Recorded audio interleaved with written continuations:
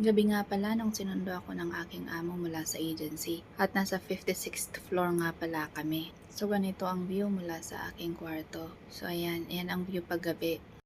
Pagdating ko nga pala, disinfect nila yung mga bagahe ko. Tsaka naligo na din ako.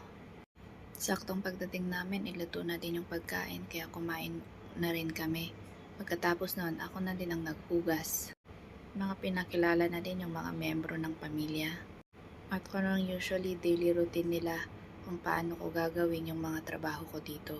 Siya nga pala, ang alaga ko dito, 2 bata, isang lola at lolo, tsaka yung mag-asawa, bali 6 na pamilyang nandito. May sarili nga pala ako ditong kwarto. Malit nga lang, masikip, pero okay na din yun kaysa nakikihati ako sa kwarto ng mga bata. Or panalangin ko ngayon sa unang gabi ko, gabayan nawa ako ng Panginoon sa